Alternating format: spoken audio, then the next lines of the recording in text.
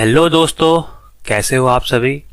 तो दोस्तों, आपका ये ललन टॉप सीरीज में स्वागत है, जिसमें आज हम लेक्चर 3 कर रहे हैं नेटवर्क थ्योरी का। तो देखिए, आज का पहला क्वेश्चन क्या है, दिया है an inductor at t is equal to 0 plus with 0 initial condition. मतलब कोई भी इनिशियल कंडीशन नहीं है, तो किसकी तरह एक्ट करता है, as a short circuit, open circuit, current source या वोल्टेज सोर्स। तो हमें इसके बारे में बताना है। तो देखिए, इंडक्टर क्या होता है, मैं आपको बताता हूँ। इंडक्टर और कैपेसिटर दो हमारे जो ये डिवाइस है, ये स्टोरिंग आपका एनर्जी स्टोरिंग डिवाइस है।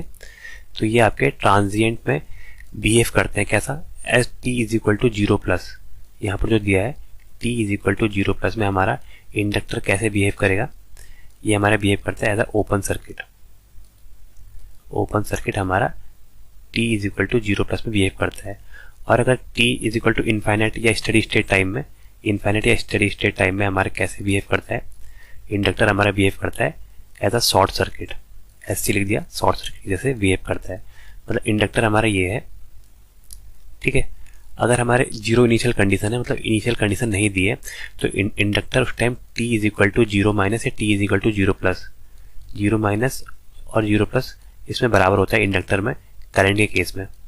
तो ये हमारा बराबर होगा। तो ये कैसे करेगा, एज अ ओपन सर्किट काम करेगा ये।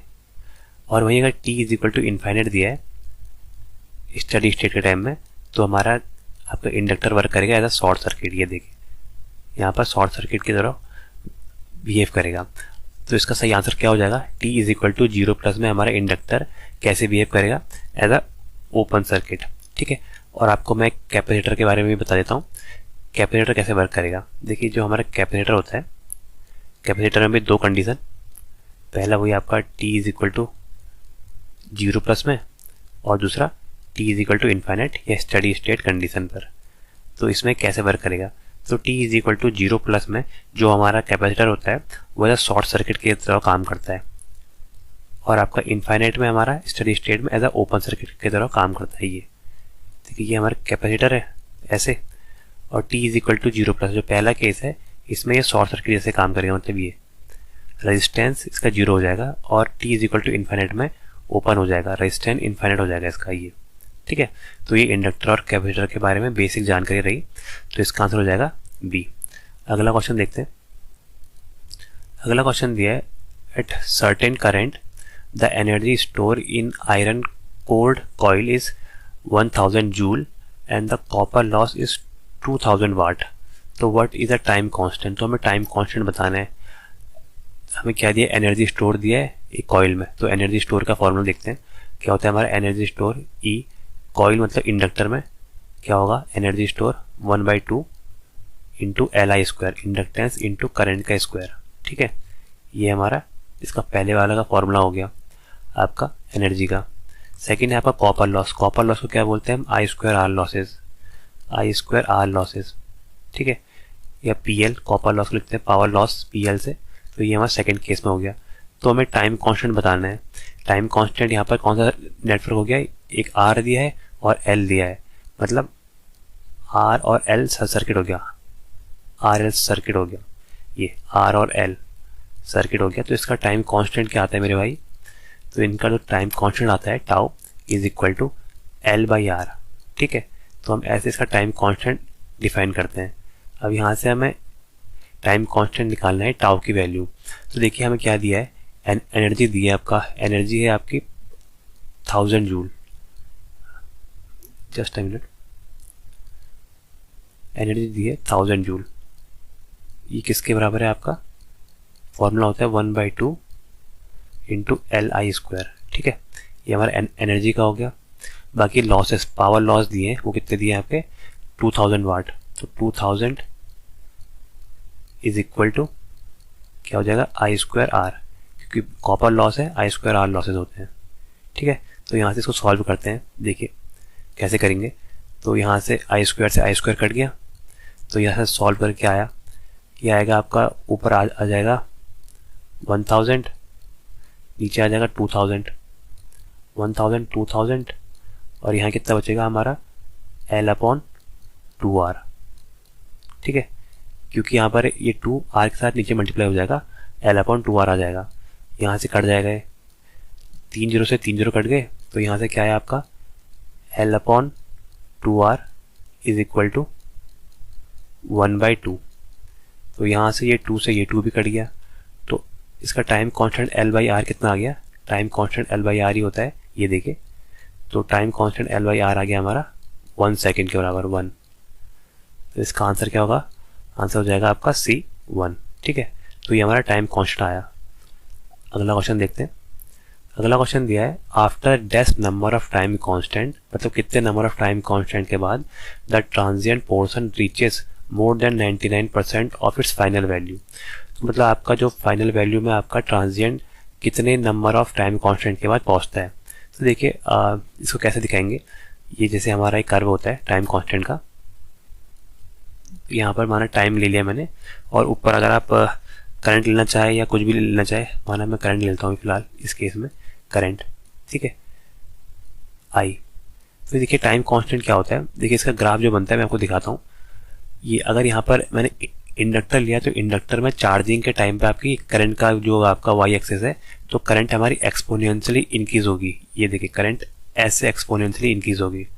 तो ये जो मैंने आपकी लाइन बनाई है ये आपकी करंट की है, आई एल, इंडक्टर में करंट। आई एल किसके बराबर होता है, आई या V/R भी लिख सकते हैं आई को, और क्या लिखते हैं 1 - e⁻⁻t/τ। ये इसका करंट हो गया।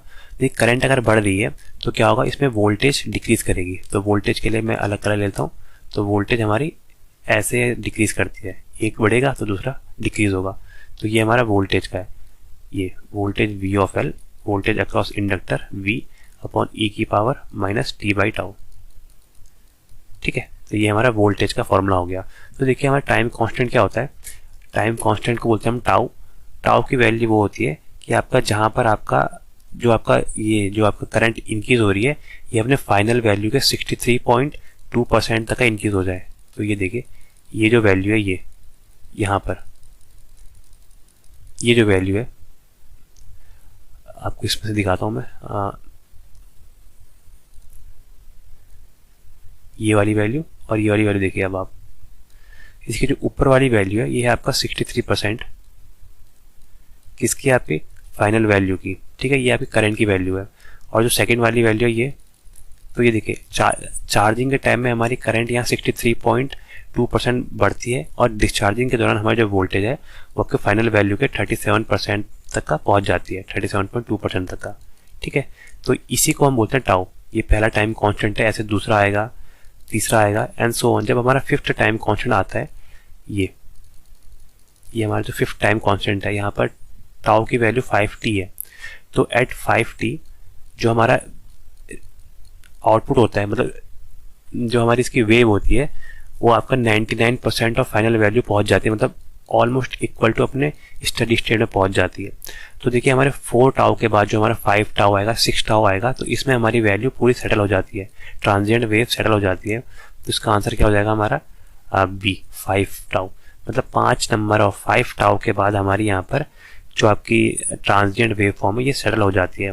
देखिए 1 टाउ में क्या हुआ, जो पहला टाउ है जिसको हम टाइम कांस्टेंट बोलते हैं, इसमें हमारी 63.2% आपकी यहाँ पर करंट इंक्रीज हुई। ये देखिए करंट इंक्रीज हुई, और कहाँ, अपने फाइनल वैल्यू के 63.2% इंक्रीज हुई।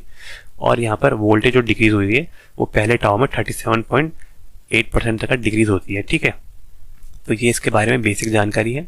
आगे अगला क्वेश्चन देखते हैं। अगला क्वेश्चन दिया है आपका, विच of the following quantities is dimensionally different from the other 3। मतलब कौन सी ऐसी है जो बाकी 3 से अलग है। ठीक है, ये दिया है L/R, ये दिया है RC, ये दिया है ω/L/R, और ये दिया है 2π/ω। तो देखिए यहाँ पर ये आपको टाइम कांस्टेंट दिख रहा होगा, मतलब टाइम कांस्टेंट दिया है टाउ या टी। क्या दिया है आपका, एक L/R दिया है, तो ये तो टाइम की वैल्यू होगी, ठीक हो गया। सेकंड दिया है आपका RC। RC क्या होता है हमारा, जब आपका RC नेटवर्क होता है तो उसका टाइम कांस्टेंट होता है RC। ठीक है, ये आपका कैसा होता है, जब आपका RL नेटवर्क है, RL नेटवर्क के टाइम में हमारा टाइम कांस्टेंट होता है। ये हमारा RC जब होता है, जब हमारा RC सर्किट होता है उसके टाइम पर होता है। ठीक है, बाकी ω/L/R क्या होता है हमारा, ω/L/R को हम बोलते हैं क्वालिटी फैक्टर, इसको बोलते हैं quality factor Q। Quality factor क्या होता है आपका, ये आपका imaginary part upon real part, इसको हम बोलते हैं क्वालिटी फैक्टर। ठीक है, तो ये हमारा क्वालिटी फैक्टर है, क्यू फैक्टर, तो ये टाइम से अलग है, तो इसका आंसर हो जाएगा आपका ये आपका सी। इसके अलावा जो नीचे है 2π/ओमेगा, देखिए ये क्या है, इसको अलग कलर से दिखाता हूँ। 2π/ओमेगा हम क्या लिखते हैं, ओमेगा को क्या लिखते हैं, omega is equal to 2πf, ये लिखते हैं 2πf। और फ्रीक्वेंसी को क्या लिखते हैं हम, फ्रीक्वेंसी को लिखते हैं हम 1 टाइम पीरियड, 1/t। ठीक हो गया। तो यहाँ से क्या आ जाएगा हमारा, यहाँ से आ जाएगा ω/2π। और अगर हम यहाँ से टाइम पीरियड देखें, टाइम पीरियड क्या हो जाएगा, टाइम पीरियड हो जाएगा हमारा 2π/ओमेगा। तो ये भी हमारा जो लास्ट वाला, ये भी टाइम पीरियड बता रहा है t, ये भी टाइम पीरियड बता रहे हैं, बाकी ये दोनों भी टाइम पीरियड बता रहे हैं। तो कौन सा अलग है, यही एक अलग है आपका ω/L/R, क्योंकि ये आपका क्वालिटी फैक्टर है। ठीक है, अगला क्वेश्चन देखते हैं। अगला क्वेश्चन दिया है a 20 ohm R and 1000 microfarad capacitor are connected in series में कनेक्ट है to a DC supply of 5 volt through a switch. ठीक हो गया। What is the current through the circuit at the instant of closing the switch. जब हमने switch close करा तो उस टाइम सर्किट में कितना करंट होगा, हमें यहाँ पर ये बताना है।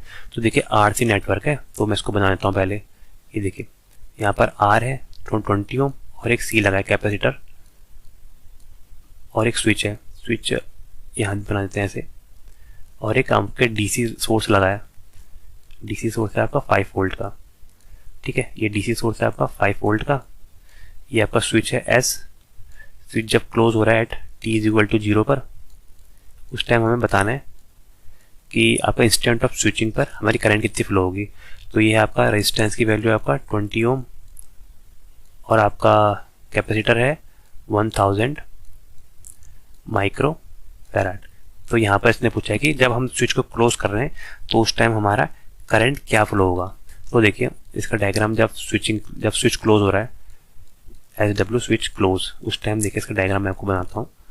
तो स्विचिंग क्लोज के टाइम में ये देखिए स्विच आपस में शॉर्ट हो जाएगा क्योंकि स्विच क्लोज हो जाएगा, और यहाँ पर 5 वोल्ट की जो बैटरी है वो तो लगी है ही। प्रतिरोध हमारा 20 ओम का है, 20 ओम। और आपका देखिए आपका जब स्विच नहीं था, मतलब VC0 माइनस मतलब जब आपका यहाँ पर स्विच ओपन था तो इस टाइम कैपेसिटर के अक्रॉस जो वोल्टेज थी, यहाँ पर कोई भी स्विच सप्लाई कनेक्ट नहीं थी, तो कैपेसिटर के अक्रॉस वोल्टेज थी 0 वोल्ट। और देखिए कैपेसिटर क्या होता है, ये सडन चेंज ऑफ वोल्टेज का अपोज करता है, मतलब वोल्टेज को सडन चेंज नहीं होने देता है। तो इस कारण VC0 माइनस और VC0 प्लस ये दोनों बराबर होता है कैपेसिटर के केस में। तो VC0 प्लस भी आपका 0 वोल्ट के बराबर ही होगा। मतलब अगर हम स्विच को जिस स्टैंड पे क्लोज कर रहे हैं उस टाइम भी हमारा कैपेसिटर के अक्रॉस वोल्टेज 0 वोल्ट रहेगा, और 0 वोल्टेज को कैसे दिखाते हैं हम, एज अ शॉर्ट सर्किट। ठीक है, तो हमारा कैपेसिटर कैसे रहेगा, हमारा यहाँ पर शॉर्ट सर्किट की जैसे, ये देखिए, और ये बन गया। तो देखिए यहाँ पर आ गया 20 ओम।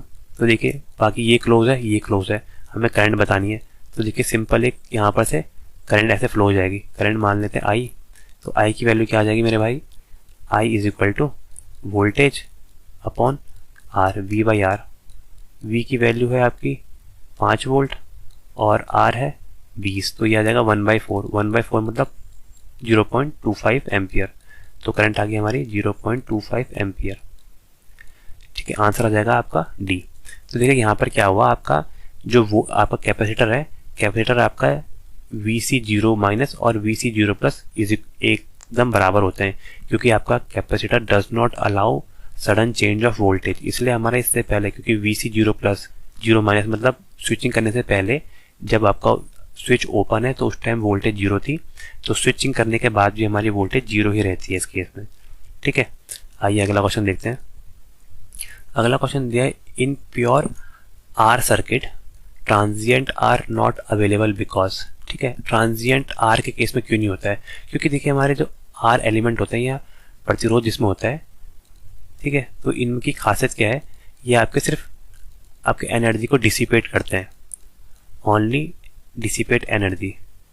ठीक है, only dissipates energy in the form of heat. There is no capability to store energy. तो ये एनर्जी स्टोरिंग इसमें नहीं होती है। ठीक है, एनर्जी स्टोर नहीं होता है, एनर्जी स्टोर नॉट अवेलेबल। ठीक है, R जो हमारा प्रतिरोध है, अगर प्योरली R सर्किट है, ठीक है। तो इस केस में हमारे सिर्फ आर लगे, जैसे ऐसा लगा ये आर ऐसे, तो मतलब सिर्फ ये जो सर्किट है इसमें कोई भी आपका स्टोरिंग एनर्जी स्टोरिंग एलिमेंट नहीं है। ट्रांजिएंट वहीं आता है जहाँ पर एनर्जी स्टोरिंग एलिमेंट होते हैं। एनर्जी स्टोरिंग एलिमेंट ईसी लिख दिया मैंने, एनर्जी स्टोरिंग एलिमेंट हमारे होते हैं कैपेसिटर और इंडक्टर, क्योंकि यही आपके एनर्जी को स्टोर करते हैं। कैपेसिटर आपका स्टोर करता है इन the form of electrostatic energy, और आपका इंडक्टर स्टोर करता है इन the form of magnetic field में, ठीक है।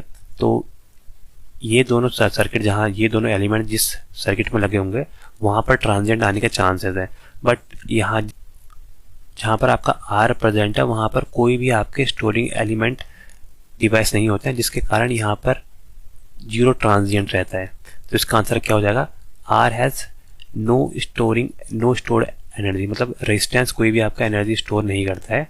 इसका आंसर हो जाएगा आपका ए। अब अगला क्वेश्चन देखते हैं।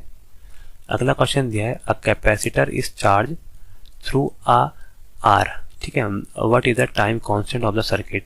एक कैपेसिटर है वो आर के थ्रू चार्ज हो रहा है, तो टाइम कांस्टेंट बताना है। तो देखिए कैपेसिटर का हमने टाइम कांस्टेंट आपको बता भी रखा है, बता देता हूँ। कैपेसिटर का जो टाइम कांस्टेंट होता है मतलब आरसी नेटवर्क है, क्योंकि आर के थ्रू चार्ज हो रहा है मतलब एक आरसी नेटवर्क है, आर लगा है और ये सी लगा है, तो ये हमारा नेटवर्क है आरसी।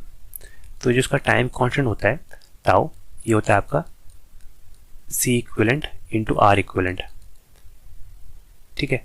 तो टाउ को हम सिंपली क्या लिख सकते हैं, tau is equal to R C in case of R C network. तो टाउ की वैल्यू आ गई R into C, answer number A R C, ठीक है।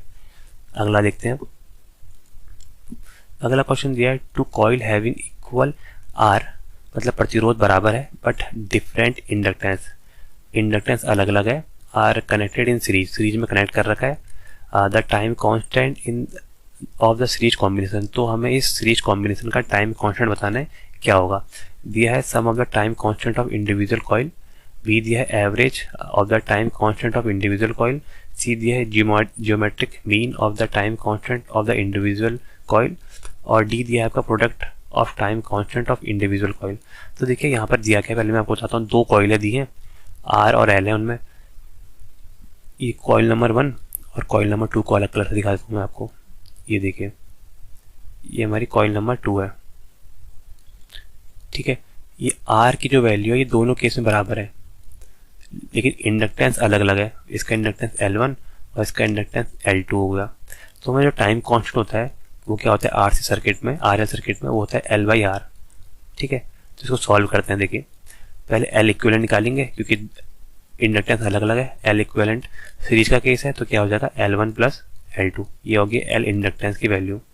अब R इक्विवेलेंट निकालेंगे क्योंकि यहाँ पर भी R 2 है, तो क्या हो जाएगा, R सीरीज में है तो ऐड हो जाएंगे, R प्लस R क्या हो जाएगा हमारा 2R, ठीक है। तो यहाँ से हमारा टाइम कांस्टेंट क्या आ जाएगा, time constant is equal to L equivalent upon R equivalent हो जाएगा आपका L1 plus L2 upon 2R, ठीक है। तो यहाँ से हमारा ये आपका टाइम कांस्टेंट आया है। देखिए इसको हम फर्दर कैसे लिख सकते हैं, और ये टाउ है इसको हम लिख सकते हैं टाउ इज इक्वल टू, इसको हम 1/2 को सेपरेट कर देते हैं, 1/2 L1 upon R plus 1/2 L2 upon R।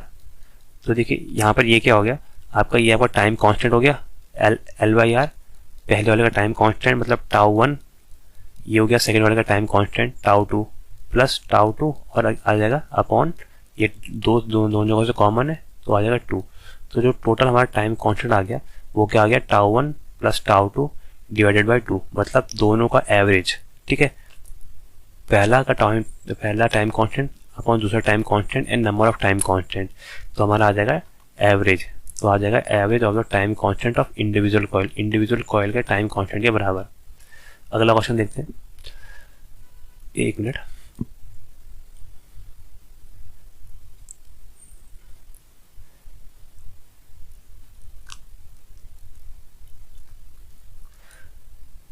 तो देखिए क्वेश्चन दिया है, an AC voltage source with an internal impedance दिया है, उसकी वैल्यू है आपकी 8 + j16 is connected to a load impedance Z for maximum power transfer to the load the condition is, मतलब एमपीटी की कंडीशन बतानी है। देखिए क्या दिया है हमारा, इंटरनल इम्पीडेंस जेड एल की वैल्यू दी है यहाँ पर, वो है आपकी 8 + J16। ठीक है, ये हमारी इसकी वैल्यू दी है, ये होती है ओम में। For empty, for maximum power transfer theorem, maximum power transfer theorem में क्या होता है हमारा, देखिए क्योंकि ये मैक्सिमम पावर ट्रांसफर कहाँ हो रही है, एसी सर्किट में। एसी सर्किट है क्योंकि यहाँ पर इम्पीडेंस है, इसलिए हम समझ रहे हैं कि एसी सर्किट है। एसी सर्किट में क्या होता है आपका, जेड जो लोड इम्पीडेंस होता है वो सोर्स इम्पीडेंस का कॉन्जुगेट होता है। तो हमें यहाँ पर इसका कॉन्जुगेट करना है। कॉन्जुगेट करना मतलब जो आपका इमेजिनरी पार्ट है यहाँ पर प्लस जे है तो इसको माइनस जे से कन्वर्ट करेंगे। तो यहाँ पर क्या वैल्यू आ जाएगी, 8 - J16 ओम। तो ये इसका सिंपल से आंसर हो जाएगा 8 - J16। तो आंसर क्या हो जाएगा, plus minus, answer number C, 8 - J16। ये देखिए। आइए अगला क्वेश्चन देखते हैं।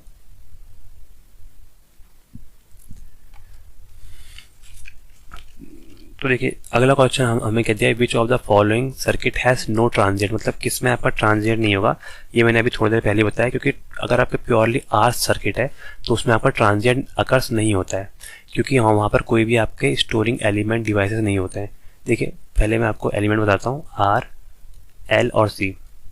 ठीक है, ये जो आर है इसके अंदर क्या करता है, no storing element, no energy storing capacity, no energy storing capability. यहाँ पर आपका कोई भी स्टोरिंग एलिमेंट एनर्जी स्टोर नहीं करता है, लेकिन एल और सी जहाँ भी होगा ये आपका एनर्जी को स्टोर करेंगे। ठीक है, एनर्जी को स्टोर करने के कारण ही यहाँ पर ट्रांजिएंट आता है, क्योंकि जब एनर्जी स्टोर होती है और ये अचानक से एनर्जी जब छोड़ते हैं, मतलब जब एनर्जी आपका एक साइकिल में अपने अंदर आपका चार्ज होते हैं, देन अनदर साइकिल में आपका जब एनर्जी को रिलीज करते हैं तो उस टाइम क्या होता है, अचानक एक सडन पीक आता है। ये देखिए जो कांस्टेंट चल रहा था अचानक पीक आता है, तो इसी पीक को हम बोलते हैं ट्रांजिएंट, मतलब अचानक कुछ टाइम के लिए वोल्टेज या करंट में जो आपका बदलाव हो रहा है तो वो यहाँ पर ट्रांजिएंट कहलाता है। और ट्रांजिएंट कहाँ आता है, स्टोरिंग एलिमेंट डिवाइसेस के चक्कर में। जो आपका इंडक्टर और कैपेसिटर होते हैं ये आपके स्टोरिंग एनर्जी स्टोरिंग डिवाइसेस होते हैं, जहाँ पर आपका ओनली आर प्रेजेंट है, प्रतिरोध प्रेजेंट है, वहाँ पर कोई भी एनर्जी स्टोर नहीं होती है, इसलिए वहाँ कोई ट्रांजिएंट नहीं आता है। पहला ऑप्शन दिया है consist of R L C, अगर आर एल सी तीनों लगे मतलब एल सी लगा है तो यहाँ पर ट्रांजिएंट आएगा, तो पहला तो गलत हो जाएगा। सेकंड दिया है circuit containing L and C लगे हैं मतलब स्टोरिंग एनर्जी स्टोरिंग लगा है, तो यहाँ पर भी आएगा। प्योर आर सर्किट, अगर आर सर्किट है तो यहाँ पर कोई भी आपका ट्रांजिएंट नहीं आएगा, तो ये आंसर सही हो गया। अगला दिया circuit consist of R and C लगे मतलब सी लगा है यहाँ पर, तो वापस से आपका एनर्जी स्टोर करेगा, तो इसलिए आंसर क्या हो जाएगा इसका, आंसर नंबर सी। अगला क्वेश्चन देखते हैं। अगला क्वेश्चन हमें दिया है the time constant of the circuit with inductance है आपका 240 मिली हेनरी और सीरीज में आर की वैल्यू आपका 20 ओम। आर की वैल्यू दी है, एल की वैल्यू दी है, हमें टाइम कांस्टेंट बताना है। देखिए आर एल सर्किट है, सीरीज आर एल सर्किट खुद ही दे रखा है, सीरीज में है ये आपका आर और एल। ठीक है, आर एल सर्किट है तो इसका आपने टाइम कांस्टेंट बताना है। टाइम कांस्टेंट क्या होता है मेरे भाई, ये होता है L upon R, inductance upon प्रतिरोध। एल की वैल्यू है आपकी 240 मिली हेनरी और ये नीचे है आपका 20 ओम। तो 20 ओम, तो यहाँ से 0 से 0 कट जाएगा, तो यहाँ से 2 से ये कट जाएगा, कितने बार, 12 दूनी 14 मिली सेकेंड। तो यहाँ पर टाइम कांस्टेंट की जो वैल्यू है हमारी वो है 12 मिली सेकेंड। आंसर नंबर डी इसका सही होगा। तो आइए अगला क्वेश्चन देखते हैं।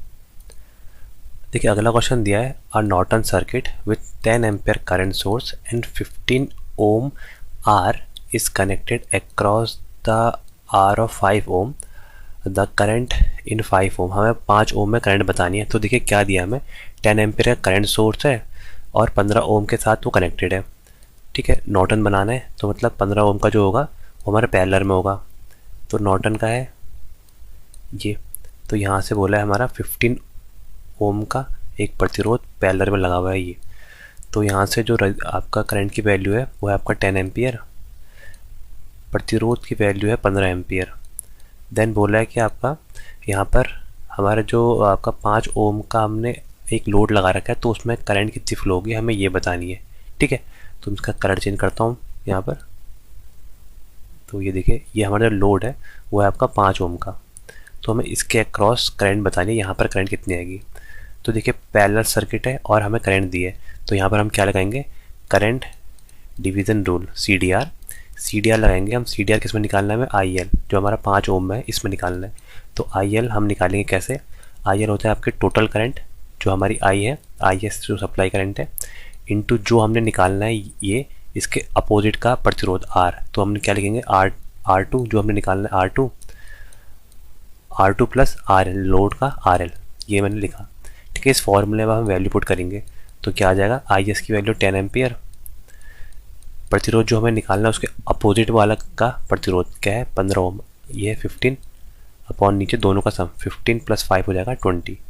सो 5 से 20, 10 से 20 कट जाएगा 2 टाइम, और 2 से 15 कट जाएगा आपका 7.5, 7.5 दूनी 15। तो लोड में कितनी करंट आ गई, 5 ओम में, 5 ओम में करंट आ गई हमारी 7.5 एम्पियर की करंट आ गई। तो आंसर हो जाएगा आंसर नंबर सी, 7.5 एम्पियर। ये नॉर्टन थ्योरम का है, ये जो सर्किट है इतना, ये आपका नॉर्टन थ्योरम का सर्किट है, जहाँ पर आपका एक पैरेलल में करंट सोर्स आपका आर के साथ रहता है ये। ठीक है, ये दिया था हमें आर एल जो लोड पर है, इसमें करंट की वैल्यू बतानी थी 5 ओम में, तो सिंपल सी डी आर लगाया और हमने इसकी वैल्यू निकाल ली। अगला देखते हैं, अगला क्वेश्चन दिया है, consider the principle of duality, which of the following pair is invalid, कौन सा इनवैलिड है, इनवैलिड मतलब जो गलत है वो बताना है हमने। ठीक है, आर एन का कंडक्टेंस, देखिए प्रतिरोध का क्या होता है यहाँ पर डुअल, वो होता है आपका कंडक्टेंस। ठीक है, कंडक्टेंस को हम दिखाते हैं जी से, मतलब इसको देखिए हमारा आर से क्या होता है, which oppose the flow of current, जो हमारे करंट के फ्लो का अपोज करता है उसको हम बोलते हैं प्रतिरोध, और कंडक्टेंस को हम बोलते हैं which allow to easily pass the current in it. ठीक है, मतलब वह आपका कंडक्टर का वह गुण जिसके थ्रू आपका करंट आसानी से पास हो जाए उसको हम बोलते हैं कंडक्टेंस। तो ये आपस में डुअल होते हैं। देखिए वोल्टेज और करंट ये भी आपस में डुअल होते हैं, वोल्टेज से करंट यहाँ पर ये डुअल होते हैं, और इंडक्टेंस और कैपेसिटेंस मतलब एल और सी भी आपस में डुअल होते हैं। और इम्पीडेंस दिया, इम्पीडेंस को जेड लिखते हैं, जेड का जो डुअल होता है वो होता है एडमिटेंस, एडमिटेंस को लिखते हैं वाई, या वाई को हम क्या लिखते हैं 1/जेड। तो ये इसका डुअल होता है। ठीक है, ये क्योंकि यहाँ पर देखिए आर को हमने क्या लिखा, आर जो होता है आपका होता है 1/जी। उसी तरीके से जो इंडक्टेंस होता है जेड वो होता है आपका y इज इक्वल टू 1/जेड, एडमिटेंस आपका 1/जेड होता है। तो यहाँ पर इसका एडमिटेंस, इंडक्टेंस का एडमिटेंस होना चाहिए था, ना कि रिएक्टेंस। तो यही एक पेयर गलत है, बाकी ये तीनों पेयर सही हैं। आइए अगला क्वेश्चन देखते हैं। अगला क्वेश्चन दिया है, 30 ohm connected across 240 volt if R ohm is connected in parallel with 30 ohm. ठीक है, 30 ओम के पैरेलल में आर ओम का हमने कोई लगा रखा है विथ सेम सप्लाई वो 240 वोल्ट है। The current drawn become triple, तो करंट हो जा रही है ट्रिपल हो जा रही है पहले की तुलना में, ओरिजिनल की तुलना में ट्रिपल हो जा रही है। तो अननोन आर की वैल्यू बतानी है हमें क्या है। तो देखिए केस 1 देखिए पहला क्या दिया उसने, हमने जब यहाँ पर आपका 240 वोल्ट है और आपका जो यहाँ पर 30 ओम का हमने ये लगा रखा है, 30 ओम का हमने प्रतिरोध लगा रखा है, और यहाँ पर इसके अक्रॉस जो वोल्टेज है वो है हमारी 240 वोल्ट। ये देखिए केस 1 है 240 वोल्ट। ठीक है, और जब केस 2 है, केस 2 में दिया है आपका हमने 30 ओम के पैरेलल में एक आपका आर लगा रखा है, एक प्रतिरोध लगा रखा है जिसकी वैल्यू आर है, हमें उसी आर की वैल्यू निकालनी है। देखिए सेकंड केस वही है, सप्लाई देखिए सप्लाई सेम है, सप्लाई चेंज नहीं कर रखी है, 240 वोल्ट है, यहाँ भी 240 वोल्ट है, 240 वोल्ट, और यह आपका 30 ओम। अब 30 ओम के पैरेलल में हमने एक प्रतिरोध लगा रखा है आर ओम का। ठीक है, ये प्रतिरोध हमने लगा रखा है आर ओम का, तो हमें इसी आर की वैल्यू बतानी है। ठीक है, तो उसमें पूछा है कि पहले में जो करंट थी, माना इसमें जो करंट आई, ठीक है, जब पहला वाला केस है उसमें करंट आई है, और सेकंड टाइम में जो करंट हो जा रही वो ट्रिपल हो जा रही पहले वाले की, मतलब जो इसमें आई की वैल्यू है आई डैश, इसमें आई डैश की वैल्यू है 3 टाइम्स ऑफ आई, पहले वाले की ट्रिपल। तो हमें पूछ रहा है कि तब ये आर की वैल्यू क्या होगी, इस प्रतिरोध की वैल्यू हमें बतानी है। तो देखिए इसको कैसे सॉल्व करेंगे, पहले हम पहले केस में जो केस 1 है इसको अलग अलग कर दें। पहले केस में हम करंट की वैल्यू निकालते हैं, तो जो सिंपल से निकाल देंगे I is equal to V upon R, voltage upon प्रतिरोध। वोल्टेज है आपका 240 वोल्ट और आपका आर की वैल्यू है 30 ओम। तो ये देखिए 0 से 0 कट जाएगा मेरे भाई, और 3 8 24, 8 बार चले जाएगा। तो करंट कितने आ गई, आई इज इक्वल टू 8 एम्पियर। पहले केस में करंट आ गई 8 एम्पियर, अब देखिए अगला केस देखते हैं। अगले केस में दिया है कि आपकी करंट 3 टाइम होगी, मतलब इस केस में जो आई डैश की वैल्यू है, करंट की वैल्यू है, वो आपका 3 टाइम्स ऑफ आई है। आई डैश की वैल्यू 3 टाइम्स ऑफ आई है, मतलब 3 इंटू 8। इसका मतलब क्या है कि ये 24 एम्पियर की करंट दे रहा है, 24 एम्पियर की करंट दे रहा है। देखिए यहाँ से वोल्टेज है आपकी 240 वोल्ट और करंट दे रहा है आपका 24 एम्पियर। तो आर की वैल्यू निकालेंगे, आर क्या हो जाएगा, यहाँ पर आर इक्विवेलेंट की वैल्यू क्या हो जाएगी, ये टोटल इसका जो आर आएगा वो आएगा V upon I, voltage upon current. Voltage है आपका 240, करंट है हमारी 10, तो कितना हो जाएगा, यानी करंट है 24, तो ये हो जाएगा 10 ओम। तो हमारी आर इक्विवेलेंट की वैल्यू आनी चाहिए 10 ओम। मतलब ये दोनों आपके सर्किट हैं, ये दोनों पैरेलल में लगे हैं, इसकी वैल्यू हमारी होनी चाहिए 10 ओम। तो हमें इसकी वैल्यू बतानी है कि इस टाइप में आर की वैल्यू क्या होगी। तो देखिए मैं इसको सॉल्व करता हूँ। देखिए यहाँ पर सॉल्व करते हैं, हमें आर इक्विवेलेंट की वैल्यू निकालनी है। कितनी, आर इक्विवेलेंट की वैल्यू हमें निकालनी है, वो आनी चाहिए हमारी 10 ओम।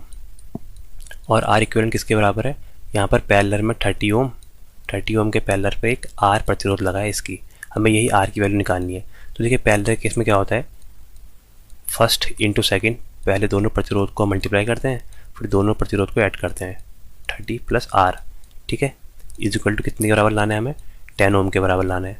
तो यहाँ से क्रॉस मल्टीप्लाई करेंगे तो ये आ जाएगा 300, यहाँ से इधर मल्टीप्लाई करेंगे और ये आपका आ जाएगा 10 आपका plus 10 R is equal to, ये हो जाएगा आपका 30 आर। अब ये प्लस वाला यहाँ भेजते हैं तो माइनस में चले जाएगा, तो ये कितना आ जाएगा 20 आर इज इक्वल टू 300। अब यहाँ से आर की वैल्यू निकालेंगे, आर की वैल्यू आ जाएगी आपकी 300 अपॉन 20, तो ये 0 से 0 कट जाएगा और 2 से 30 कट जाएगा, आपको 15 दूनी 30। तो आर की वैल्यू आ गई, वो आ गई 15 ओम, ठीक है, प्रतिरोध की वैल्यू आ गई हमारी 15 ओम। तो आंसर हो जाएगा ए 15 ओम। अगला क्वेश्चन देखते हैं। अगला क्वेश्चन दिया है the open circuit voltage across the load for a linear circuit is equal to 100 volt. Open circuit voltage दिया, मतलब VOC लिख देते हैं यहाँ पर। ओपन सर्किट वोल्टेज की जो वैल्यू है वो आपके दिए 100 वोल्ट, ठीक है। कैलकुलेट द लोड वोल्टेज, हमें लोड की वोल्टेज बतानी है इन वोल्ट्स में, when the maximum power transfer in the circuit, जब MPT मतलब मैक्सिमम पावर ट्रांसफ़र हो रही है, MPT के टाइम में हमारी कितनी वोल्टेज होगी लोड में, हमें VL पर वोल्टेज बतानी है, तब क्या होगी। देखिए हमारा जो MPT होता है, हम MPT के लिए क्या करते हैं, हम इसको थेवेनिन सर्किट में कन्वर्ट करते हैं। तो थेवेनिन सर्किट में कन्वर्ट करने के लिए जो VOC होता है वही हमारा VTH होता है। तो यहाँ से हमें VTH की वैल्यू बताए, VTH की वैल्यू होती है हमारी कितनी है आपकी 100 वोल्ट, वही आपका ओपन सर्किट वोल्टेज की वैल्यू भी होती है, ठीक है। तो हमें बताना है लोड में कितना आएगा। तो इसके लिए सबसे पहले हम एक थेवेनिन मॉडल बनाते हैं। कैसे, ये देखिए यहाँ पर थेवेनिन मॉडल के लिए एक वोल्टेज सोर्स, उसके सीरीज में एक प्रतिरोध जिसको RTH बोलते हैं, ये हमारा थेवेनिन मॉडल है, ठीक है। VTH and RTH, here is RTH। तो यहाँ पर पूछा लोड में कितना वोल्टेज होगी, तो लोड को मैं अलग कलर से बना देता हूँ। ये हमारा लोड है, ठीक है, ये है RL। अब देखिए for maximum power transfer for MPT के केस में क्या होता है हमारा, MPT के केस में हमारा लोड जो है वो इक्वल टू होना चाहिए RTH के, मतलब RTH और RL हमारे बराबर होना चाहिए, तभी मैक्सिमम पावर ट्रांसफ़र होगा। लोड और सोर्स का जो आपका प्रतिरोध है या इम्पीडेंस है वो बराबर होना चाहिए, ठीक है। और लोड मस्ट बी वेरिएबल, यहाँ पर लोड वेरिएबल भी होना चाहिए। तो VTH की वैल्यू हमें गिवन है कितना 100 वोल्ट है, तो यहाँ से हमने इसके अक्रॉस वोल्टेज निकालना है, ये VL। तो देखिए ये सीरीज सर्किट है, सीरीज सर्किट में हमारा कौन सा रूल काम आता है, सीरीज सर्किट में हमारा काम आता है वोल्टेज डिवीज़न रूल, VDR, जिसको हम VDR बोलते हैं, वो लगाएंगे। देखिए VDR कैसे लगाएंगे, यहाँ पर VDR लगाने के लिए इसके अक्रॉस वोल्टेज निकालने VL, तो VL आ जाएगा VL इज इक्वल टू जो सोर्स वोल्टेज है क्या है VTH इंटू जहाँ पर निकालनी है उसका प्रतिरोध, ये लोड में निकालनी है तो आ जाएगा RL या RTH, दोनों बराबर है, RL को RTH लिख दिया अपॉन दोनों का प्रतिरोध, RL और RTH दोनों बराबर है, तो क्या आ जाएगा 2 टाइम्स ऑफ RTH, ठीक है। अब यहाँ पर से वैल्यू पुट कर देते हैं, यहाँ पर आ जाएगा VTH की वैल्यू है आपकी 100 वोल्ट और ये एक RTH से एक RTH कट गया, आ गया 1/2, तो 2 से 100 कट जाएगा आपका 50 बार, तो लोड के अक्रॉस क्या वोल्टेज आ गई हमारी, VL जो आ गई हमारी वो आई 50 वोल्ट। तो वैसे भी हमें पता होना चाहिए एट मैक्सिमम इफिशियंसी लोड और आपका सोर्स के बीच में वोल्टेज इक्वली डिस्ट्रीब्यूट हो जाता है। यहाँ भी इतनी वोल्टेज होगी 50 वोल्ट और लोड के अक्रॉस भी इक्वल होगी, तो इसका आंसर ऐसे आता है 50 वोल्ट। आंसर हो जाएगा आपका ए 50 वोल्ट। आइए अगला क्वेश्चन देखते हैं। अगला क्वेश्चन हमें दिया है for a DC series circuit, एक डीसी का सीरीज सर्किट है, विच of the following does not hold true, मतलब कौन सा सही नहीं है ये बताना है। पहला दिया है when a number of electrical component are connected in series the same current flowing through all the component of the circuit. तो देखिए ये बात तो बिल्कुल सही है।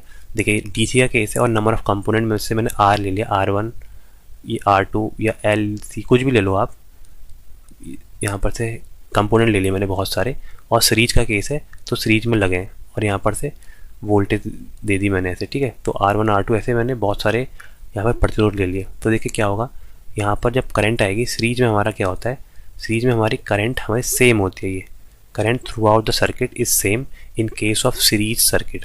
तो पहला वाला तो केस सही है कि electrical component are connected in series the same current will flow through all the component. तो पहला वाला तो ठीक है, हमें गलत बताना है। सेकेंड दिया है द अप्लाइड वोल्टेज, जो हमारी अप्लाइड वोल्टेज है उसके बारे में कह रहा है the applied voltage across the series circuit is equal to the sum of voltage drop across each component. ये बात भी बिल्कुल सही है। देखिए मैं इसको सिंपल एक छोटे डायग्राम से दिखाता हूँ। ये देखिए दो मैंने प्रतिरोध लगा दिए यहाँ पर और हमारे यहाँ सप्लाई वोल्टेज दे दी मैंने, ये माना 10 वोल्ट दे दिया। ये आपका है 2 ओम और ये 3 ओम है, ठीक है। तो टोटल आर क्या हो गया 5 ओम और यहाँ से ये है आपका 10 वोल्ट। तो यहाँ से करंट आ जाएगी हमारी 2 एम्पियर। तो देखिए सीरीज के केस में करंट जो होती है सेम होती है, तो वही करंट यहाँ जाएगी, क्या ड्रॉप करेगी 2 × 2 ड्रॉप आ जाएगा 2 ओम के अक्रॉस 4 वोल्ट का और इसके अक्रॉस आ जाएगा 6 वोल्ट का। तो देखिए यही इसने दिया है कि the applied voltage across the series circuit, जो हमने अप्लाइड वोल्टेज लगा रखी है, is equal to the total voltage of sum of the total voltage drop. देखिए पहले वाले में 4 वोल्ट और दूसरे वाले में 6 वोल्ट, 6 4 10, जो 10 वोल्ट का ड्रॉप हुआ वही हमारे सप्लाई के ड्रॉप के बराबर है। तो हमारा दूसरा भी ये ठीक ही बोल रहा है। तीसरा बोल रहा है आपका the voltage drop across individual component is directly proportional to the R value, प्रतिरोध की वैल्यू पर डायरेक्टली प्रोपोर्शनल है। देखिए बिल्कुल ठीक है। देखिए यहाँ पर देखिए क्या क्या करा मैंने, यहाँ पर जो मैंने प्रतिरोध लगाया ये और यहाँ पर करंट दिया। अगर मैंने पहले वाले केस में यहाँ पर 2 ओम रखा और दूसरे वाले में मैंने यहाँ पर 4 ओम रख दिया, ठीक है, और यहाँ से करंट आ रही है 5 एम्पियर, सपोज 5 एम्पियर करंट आ रही है, तो 5 एम्पियर के अक्रॉस जो हमारा प्रतिरोध आ रहा है पहले, इसके अक्रॉस क्या ड्रॉप होगा प्लस माइनस, ये आ जाएगा 5 दूनी 10 वोल्ट, ठीक है। ठीक है, यहाँ पर प्रतिरोध की वैल्यू ज़्यादा है सेकेंड केस में, तो 5 चौक को 20, ठीक है, यहाँ पर 20 वोल्ट का ड्रॉप आ रहा है। तो मतलब क्या हमारे आर की वैल्यू पर डिपेंड कर रहा है, प्रतिरोध की वैल्यू पर डिपेंड कर रहा है कि इसकी इंडिविजुअल वोल्टेज रेटिंग कितनी होगी। तो जो हमारा थर्ड दिया है वो दिया है the voltage drop across individual component is directly proportional to their resistance value. बिल्कुल ठीक बात है, हमारे प्रतिरोध की वैल्यू पर ही डिपेंड कर रहा है, ठीक है। जितना ज़्यादा प्रतिरोध होगा सीरीज के केस में उतना ज़्यादा ये वोल्टेज ड्रॉप होगा वहाँ पर। फोर्थ दिया है, तो देखिए 3 सही है तो यही गलत होगा। दिया है टोटल आपका circuit current is arithmetic sum of current passing through individual component connected in series. नहीं, बिल्कुल गलत बात है। यहाँ पर हमारा अर्थमेटिक सम नहीं होता है, हमारा यहाँ पर सीरीज के टाइम में हमारा करंट हमारा सेम ही होता है थ्रू आउट द सर्किट, इसमें कोई भी हमारे करंट में डिफरेंस नहीं आता है। अर्थमेटिक सम हमारा होता है वोल्टेज का, वोल्टेज जब हमारे अर्थमेटिक सम होते हैं तो वो आपके टोटल वोल्टेज ड्रॉप हमारे टोटल आपके सप्लाई वोल्टेज के बराबर होता है। तो इसलिए इसका आंसर हो जाएगा आंसर नंबर डी, ठीक है। आगे देखते हैं, अगला क्वेश्चन दिया है the practical current source is usually represented by. देखिए जो हमारा प्रैक्टिकल करंट सोर्स है ना, PCS लिख दिया मैंने, प्रैक्टिकल करंट सोर्स।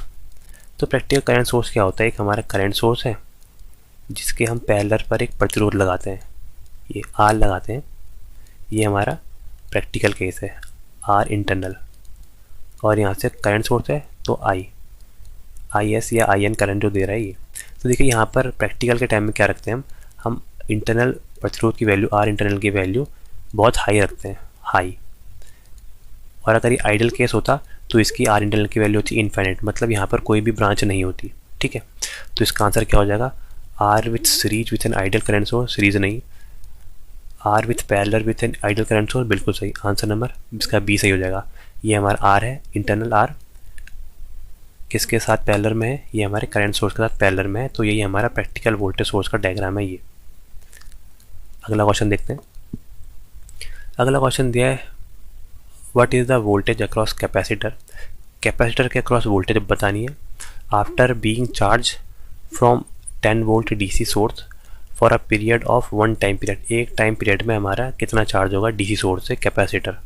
ठीक है, तो देखिए यहाँ पर कैपेसिटर जो होता है इसका मैं आपको पहले ट्रांजिएंट का फॉर्मूला लिखा देता हूँ, ये बहुत बार काम आता है। वी सी टी जो ट्रांजिएंट होती है आपका वोल्टेज कैपेसिटर के अक्रॉस, वो होता है आपका वी सी इन्फाइनाइट, मतलब कैपेसिटर के अक्रॉस इन्फाइनाइट में वोल्टेज, प्लस यहाँ पर फिर हम एक ब्रैकेट लगाते हैं और लिखते हैं वी सी जीरो माइनस या वी सी जीरो प्लस, क्योंकि capacitor does not allow sudden change of voltage, then minus V C infinite. ठीक है, ये ब्रैकेट बंद, फिर आता है ई की power minus T by tau. ठीक है, ये हमारी ट्रांजिएंट इक्वेशन है वोल्टेज के केस में, कैपेसिटर के केस में, और जब वोल्टेज की इक्वेशन है यहाँ पर जो टाउ है, टाउ आता है आपका R into C, R equivalent into C equivalent. ठीक है, ये इसका बेसिक है कि इसको कैसे सॉल्व करते हैं। तो देखिए क्या दिया हमारे पास, 10 वोल्ट की आपके डीसी सोर्स है, आपको चार्ज कर रही है आपके कैपेसिटर को, तो टाइम कांस्टेंट बताना है क्या होगा। देखिए ये हमारा कैपेसिटर है, ठीक है, और यहाँ पर भी बैटरी लगा दी मैंने 10 वोल्ट की, 10 वोल्ट की बैटरी लगा दी, ये हमारा कैपेसिटर है। तो यहाँ पर ये चार्ज कर रही है, तो इसको बताना है कि ये आपका 10 वोल्ट की बैटरी एक टाइम पीरियड में कितना चार्ज करेगी, मतलब टाउ की वैल्यू, यहाँ पर जो टाइम की वैल्यू है वो टाउ है, टाइम की वैल्यू 1 टाउ, 1 टाउ में हमें इसकी वैल्यू बतानी है। तो देखिए हमारा जब कैपेसिटर है, कैपेसिटर जब 10 वोल्ट की बैटरी नहीं लगी है, तो उस केस में जो हमारी इसकी अक्रॉस वैल्यू होगी, 10 वोल्ट की वैल्यू नहीं लगी, मतलब वी सी जीरो माइनस, मतलब वी सी जीरो माइनस मतलब जब कोई भी बैटरी नहीं लगी है उस टाइम हमारे वोल्ट इसके अक्रॉस वोल्टेज जो कैपेसिटर के अक्रॉस वोल्टेज है वो होगी आपकी 0 वोल्ट, क्योंकि जब ये नहीं लगा है, माना स्विच, ये स्विच ओपन है, तब यहाँ पर कोई भी आपका करंट फ्लो नहीं होगा। जब ये स्विच क्लोज होगा तभी हमारा यहाँ पर करंट फ्लो होता है और हमारा कैपेसिटर चार्ज होता है। जब बैटरी नहीं लगी उस टाइम की बात कर रहा हूँ, ये पहला केस ये है, जब बैटरी नहीं लगी है, वी सी जीरो माइनस मतलब स्विचिंग करने से पहले, बैटरी लगाने से पहले हमारे पास 0 वोल्ट है। और आपका कैपेसिटर का गुण है, जैसी खूबी है कि does not allow the sudden change of voltage, तो वोल्टेज में सडन चेंज नहीं होगा, मतलब वी सी जीरो माइनस जो हमारे वी सी जीरो माइनस है, और स्विचिंग के तुरंत बाद जो हमारे वी सी जीरो प्लस है, जिस इंस्टेंट में हमने स्विच बंद करा उसके तुरंत बाद ये आपका वोल्टेज चेंज नहीं होने देगा, वो आपकी 0 वोल्ट ही रहेगी। तो देखिए वी सी जीरो माइनस की वैल्यू और वी सी जीरो प्लस की वैल्यू तो हमें मिल गई 0 वोल्ट। अब यहाँ से हमें क्या बतानी है, इसकी वैल्यू हमें मिल गई और हम इसकी वैल्यू चाहिए वी सी इन्फाइनाइट। देखिए वी सी इन्फाइनाइट की वैल्यू क्या आएगी, जो वी सी इन्फाइनाइट है मतलब इन्फाइनाइट टाइम पर, इन्फाइनाइट टाइम मतलब जब हमारा स्विच बंद हो गया, ये जब हमारा स्विच क्लोज हो गया, तो इस टाइम जो हमारा कैपेसिटर है वो फुली चार्ज हो जाएगा। और कैपेसिटर जब फुली चार्ज होता है तो किसकी जैसे बिहेव करता है, एज अ वोल्टेज सोर्स की तरह, जितनी आपके यहाँ पर इसकी वोल्टेज है वही वोल्टेज यहाँ पर आ जाएगी 10 वोल्ट इसके अक्रॉस। तो वी सी इन्फाइनाइट पे जो हमारी कैपेसिटर के अक्रॉस वोल्टेज होगी वो आ जाएगी 10 वोल्ट। ठीक है, बस अब यहाँ पर से हम वैल्यू पुट कर देते हैं इक्वेशन पे। इक्वेशन थी हमारी वी सी टी, कैपेसिटर के अक्रॉस वोल्टेज पसंद थी, कितनी थी वो आपकी, V C infinite plus V C zero plus या zero minus minus V C infinite, और इंटू करेंगे हम ई की power minus T by tau से। ठीक है, यहाँ पर हम सॉल्व करेंगे तो देखिए वी सी इन्फाइनाइट की वैल्यू है आपकी 10 वोल्ट और आपका वी सी जीरो की वैल्यू है आपकी 0 वोल्ट, क्योंकि इनिशियली कोई भी चार्ज नहीं था, माइनस इन्फाइनाइट की वैल्यू है आपकी हुई 10 वोल्ट और ई की power minus T by tau. ठीक है, और यहाँ पर टाइम क्या दिया है हमें, टाइम दिया है आपका 1 टाइम कांस्टेंट 1 टाउ। तो ये क्या आ जाएगा भाई, ये आ जाएगा 10, यहाँ से हम लोग बाहर ले लेंगे कॉमन, 10 कॉमन ले लिया तो अंदर आ गया 1 माइनस ई की पावर माइनस ये टाउ बाई टाउ हो जाएगा, टी की जगह टाउ रख दिया तो टाउ से टाउ ये 1 बार कट जाएगा तो आ जाएगा 10 1 माइनस ई की पावर माइनस 1। देखिए यहाँ पर ई की पावर माइनस 1 की वैल्यू क्या होती है ये आपको याद होनी चाहिए। ई की पावर माइनस 1 की जो वैल्यू होती है वो होती है आपकी 0.37, 0.37। ठीक है, तो यहाँ पर से हम इसकी वैल्यू पुट कर देंगे तो ये क्या आ जाएगा 10, यहाँ से 10 से मल्टीप्लाई हो जाएगा इंटू 10 इंटू 0.37 कितना हो जाएगा हमारा, ये आ जाएगा आपका 0.63। तो 10 को 0.63 से मल्टीप्लाई करेंगे तो आ जाएगा आपका 6.67 6.3 वोल्ट। तो हमारा वोल्टेज की वैल्यू कैपेसिटर में पहले टाइम पीरियड में क्या आ गई हमारी, पहले टाइम पीरियड 1t के में वो आ गई 6.3 वोल्ट। तो इसका आंसर हो जाएगा हमारा आंसर नंबर सी, 6.3 वोल्ट। देखिए ये इक्वेशन बहुत इंपॉर्टेंट है, ये आप याद कर लीजिएगा कैसे, आज इसका पूरा डेरिवेशन है, तो ये हम बाद में देखेंगे। फिलहाल आपको क्वेश्चन के लिए जो इम्पोर्टेंट था वो मैंने बता दिया है। आगे देखते हैं। अगला क्वेश्चन दिया है 3 इक्वल आर इज़ 50 ओम, 50 ओम के 3 प्रतिरोध लगे हैं पैरेलल में अक्रॉस 110 वोल्ट की सप्लाई के। What is the current through, अगर इसमें से एक अगर हमारा शॉर्ट हो जाए तब हमारे इसके अंदर करंट कितनी होगी, ये हमें बतानी है। देखिए सिंपल सा क्वेश्चन है, क्या दिया है 50 ओम के 3 प्रतिरोध हैं, 1, 2 और 3, ठीक है 50 ओम है तीनों का, और ये 110 वोल्ट सप्लाई के साथ कनेक्ट है। यहाँ जो सप्लाई है प्लस माइनस 110 वोल्ट है, प्रतिरोध जो है वो इक्वल है 50-50 ओम के, 50 ओम 50 ओम और 50 ओम, ठीक है। इसके हमारे प्रतिरोध लगे हैं through 2 register, 1 is short circuit. अगर एक शॉर्ट हो जाए तब क्या होगा, देखिए यहाँ पर अगर एक शॉर्ट हो जाए तो देखिए यहाँ पर क्या आएगा फ़र्क, कलर चेंज करते हैं। एक शॉर्ट हो जाएगा तो देखिए एक शॉर्ट मतलब ये पूरा यहाँ पर शॉर्ट हो जाएगा, यहाँ पर से वोल्टेज यहाँ पर आर की वैल्यू हो जाएगी 0, आर की वैल्यू 0 हो जाएगी, मतलब पूरी करंट यहाँ इस ब्रांच में करंट बहुत हाई हो जाएगी। मैंने कोई भी एक इसको मान लिया शॉर्ट हो गया, ये हमारा हो गया शॉर्ट सर्किट। शॉर्ट इसमें दिया है कि कोई एक हमारा शॉर्ट हो गया तब क्या हो जाएगा, तब देखिए जो हमारी करंट आ रही होगी यहाँ से, करंट को चाहिए कि बहुत कम वाला पाथ मिले जहाँ पर कम प्रतिरोध हो, तो सब सारा करंट यहाँ से पास हो जाएगा, ये सब करंट आपका शॉर्ट से पास हो जाता है। देखिए ये हमारी कंडीशन भी है कि अगर हमारे किसी भी नेटवर्क में, किसी भी पैरेलल नेटवर्क में कोई एक पाथ शॉर्ट हो जाए तो उसका पहले तो उसके आगे वाले जो पार्ट होते हैं ये भी शॉर्ट हो जाते हैं, क्योंकि करंट आपका वो रास्ता आपका अलाउ करती है जिसमें आपका प्रतिरोध की वैल्यू कम हो, और इसकी इस रास्ते में करंट की वैल्यू बिल्कुल कम है, क्योंकि यहाँ पर आर की वैल्यू 0 हो जाती है ड्यू टू शॉर्ट सर्किट। जैसे शॉर्ट सर्किट की जैसे 0 हुआ तो सारी करंट बाईपास हो जाएगी ये थर्ड वाले से, और इसी कारण इन दोनों पर कोई भी करंट नहीं फैले जाएगी, तो इन दोनों पर करंट की वैल्यू हो जाएगी 0। तो आंसर क्या हो जाएगा इसका 0। ये याद रखिएगा, शॉर्ट सर्किट के टाइम पे सारी करंट जो शॉर्ट वाला पाथ है वहीं से फ्लो होती है, बाकी प्रतिरोध से करंट कभी फ्लो नहीं होती है। आइए अगला क्वेश्चन देखते हैं। अगला क्वेश्चन दिया है how many dependent source are there, मतलब कितने डिपेंडेंट सोर्स होता है ये हमें बताना है। तो देखिए ये हमारे होते हैं 4, तो इसका आंसर हो जाएगा आपका बी 4।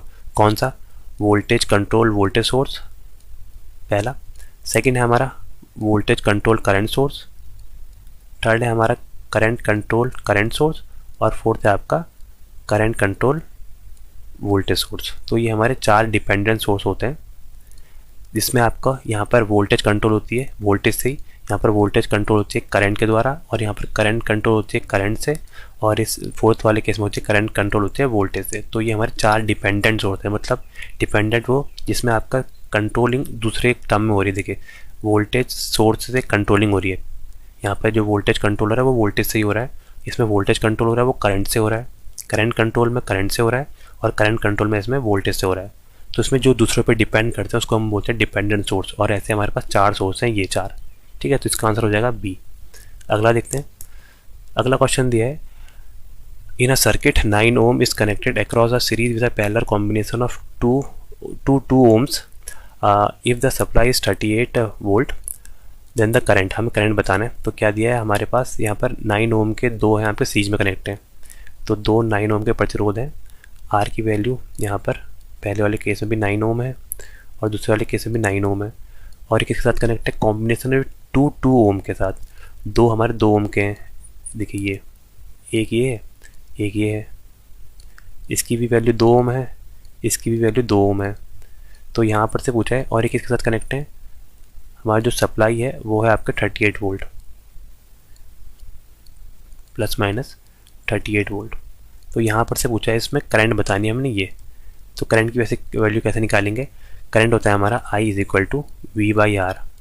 तो वोल्टेज हमें गिवन है, R की वैल्यू निकालेंगे, R क्या है, R इक्विवेलेंट, क्योंकि बहुत सारे प्रतिरोध हैं इनका इक्विवेलेंट निकालेंगे। तो देखिए पहले इस केस का इक्विवेलेंट निकालते हैं। ये देखिए अगर 2 सेम आपके वैल्यू के प्रतिरोध पैरेलल में लगे हैं तो इसका इक्विवेलेंट निकालते हैं, R इक्विवेलेंट वो होता है आपका किसी भी एक का हाफ, अगर दोनों सेम है तो R/2 क्या हो जाएगा, प्रतिरोध की वैल्यू 2/2 हो जाएगा 1 ओम।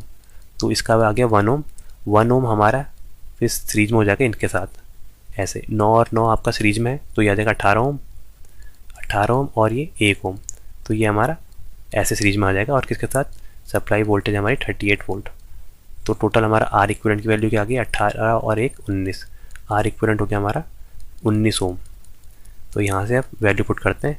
वी की वैल्यू हमारी वोल्टेज है आपका 38 वोल्ट और आपका आर की वैल्यू आ गई हमारी आर इक्विवेलेंट की 19 वोल्ट। तो ये सिंपल आ गया, 19 दूनी 38, 2 एम्पियर की करंट बहेगी। Answer number D 2 ampere. आगे देखते हैं, दिखा है find the difference of power consume by a 100 watt bulb at 200 volt और 240 वोल्ट। मतलब एक, ये देखिए इसको दिखाता हूँ मैं आपको कैसे कह रहे हैं। एक बल्ब है ये हमारा, ठीक है, ये हमारा जो बल्ब है ये पहले हमारा किससे, ये 100 वाट का बल्ब है, वाटेज रेटिंग इसकी दी है।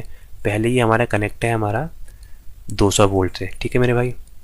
सेकंड टाइम में ये हमारा कनेक्ट हो गया किससे, ये सेकंड टाइम की बात लिख रहा हूँ, ये हो रहा है 240 वोल्ट से। तब ये कह रहा है कि उसके पावर कंजम्पशन में कितना डिफरेंस आएगा, ये हमें यहाँ पर बताना है। तो देखिए इसको हम कैसे क्या करेंगे, देखिए मैं इसको यहाँ पर दिखाता हूँ। देखिए पहले केस में हमें, इसमें जो हमारा पहला केस मान लिया, ये मान लेते हैं आपका 100 वाट और आपका 200 वोल्ट वाला ले लेते हैं, 100 वाट और 200 वोल्ट। तो पहले इस केस में हम इसका प्रतिरोध निकालेंगे कि क्या आएगा। तो देखिए इसका वैल्यू क्या होती है, पावर की वैल्यू क्या होती है, power is equal to V²/R, ठीक है, V²/R। तो यहाँ से हमें R की वैल्यू निकालनी है क्योंकि बल्ब वही है, इसका हमें पहले प्रतिरोध R की वैल्यू निकालनी पड़ेगी, क्या आएगी। देखिए R की वैल्यू कर निकालेंगे कैसे, R इज इक्वल टू ये V² और ये P नीचे आ जाएगा। तो वोल्टेज का स्क्वायर, वोल्टेज है हमारी, वोल्टेज कितनी है मेरे भाई, वोल्टेज है 200 वोल्ट पहले केस में।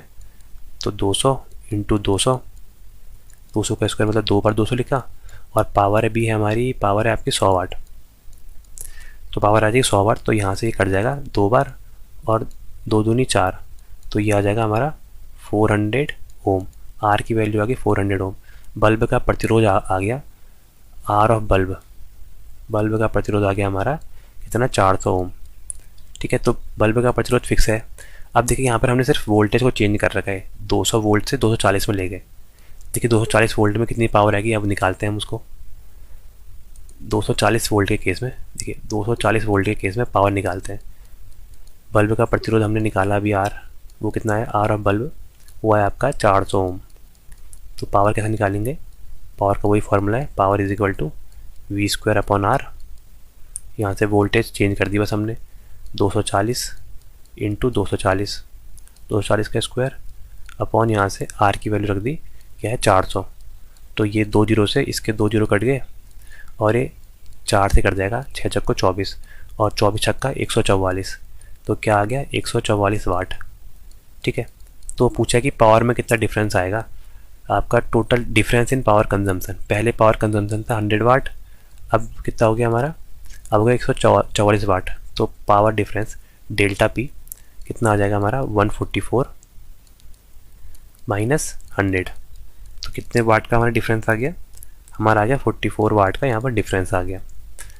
तो आंसर क्या आ जाएगा हमारा, आंसर आ जाएगा डी 44 वाट, ठीक है। तो अगला क्वेश्चन है, विच of the following law is applicable for mesh analysis of the network. तो देखिए मैश एनालिसिस में जो हमारे लॉ काम आते हैं वो मैं आपको बताता हूँ। मैश जो एनालिसिस होती है वो हमारी KVL Kirchhoff voltage law plus Ohm's law, इन 2 नियम पे काम करती है, ठीक है।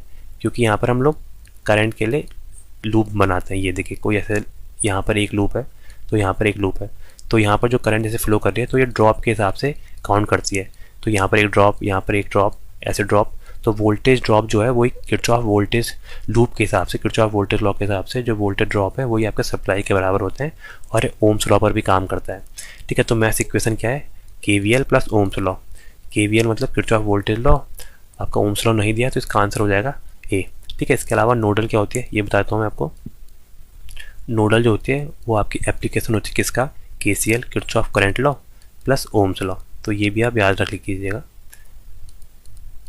तो उम्मीद करता हूँ कि आपको दोस्तों वीडियो पसंद आ रही होगी। थैंक यू सो मच, बने रहो इस सीरीज के साथ। Thank you.